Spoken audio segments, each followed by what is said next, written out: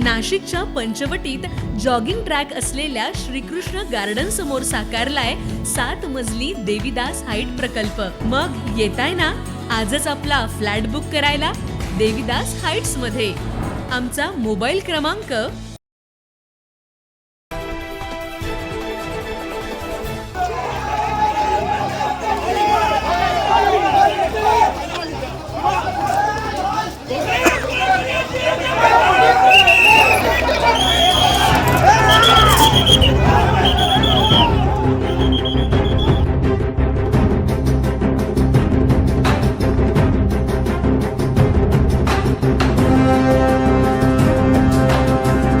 महिलांचे लैंगिक शोषण, धर्मांतराचा दबाव, धार्मिक भावना दुखावणे अशा पद्धतीचा प्रकार नाशिकमध्ये समोर आलाय।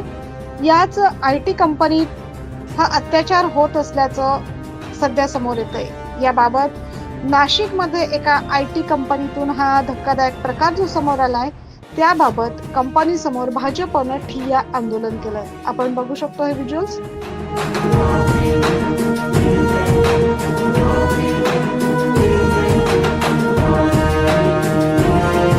भाजपच्या कार्यकर्त्यांनी कंपनीच्या गेटवरच थेट ठिय्या आंदोलन करत जोरदार घोषणाबाजी केली। याबाबतची सविस्तर माहिती अशी की नाशिकमध्ये एका नामांकित IT कंपनीमधून धक्कादायक प्रकार समोर आलाय।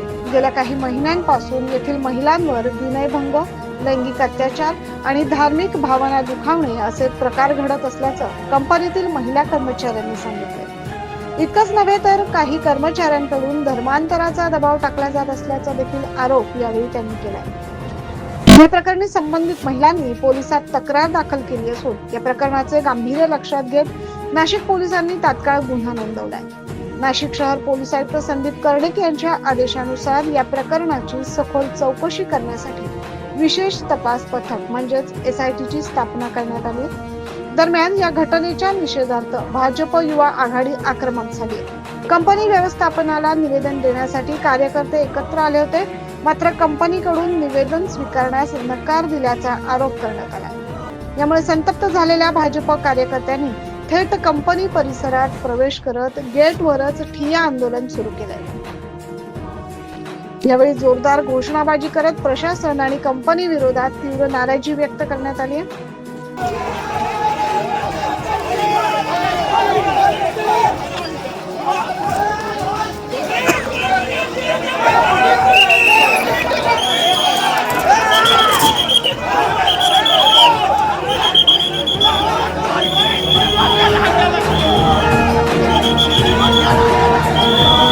कंपनीच्या प्रशासनाबरोबर निवेदन द्यायला आणि चर्चा करायला आम्ही गेलो होतो, परंतु मुंबईचा HR येऊन इथं काय सांगणार आहे, त्याच्यामुळे इथलं जे प्रमुख काम पाहणारे कपूर आहेत ते कपूर हे उपलब्ध नाहीये।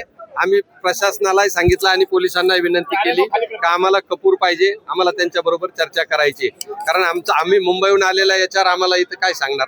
त्यामुळे आम्ही परत चाललोय, आम्ही परत निवेदन कपूर साहेबांनाच देणार आणि कपूरांनाच आम्ही खुलासा विचारणार। ते पोलीस चौकशी चालू आहे, त्यांना ताब्यात घेतलेले आहे। ज्यावेळेस त्यांना सोडतील त्यावेळेस इथले पोलीस अधिकारी आम्हाला फोन करणार आहे, आम्ही येऊन पुन्हा त्यांच्याबरोबर चर्चा करणार आहोत। मेसेज देणं हा आमचा उद्देश नाहीये, परंतु जे काही घडलं ते भयानक आहे। आपणही एक नागरिक आहे आणि जर इथल्या एका कर्मचारी मुलगी जर हेड ऑफिसला ईमेल करते पुण्याला काही तर असा त्रास होतो, इथं अशा पद्धतीने टॉर्चर केलं जातं, अत्याचार होतात, धर्मांतरा करता आम्हाला दबाव आणला जातो, आम्हाला मांसाहार खायला लावतात, तर हे प्रकरण गंभीर आहे। आणि असं मेल केलेला असून पुण्याची जर कंपनी रिप्लाय देताना म्हणते चालायचं समजून घ्या हे होत असतं, याचा अर्थ ते पण मुक्त संमती आहे त्यांची। त्याच्यामुळे हे फार मोठं रॅकेट असण्याचा संशय आहे। या घटनेमुळे आता नाशिकमधील वातावरण तापलं असून या प्रकरणात पुढे काय सत्य समोर येतंय याकडे सर्वांचंच लक्ष लागेल। महाराष्ट्रासाठी प्रतिनिधी इसाक कुरेशी।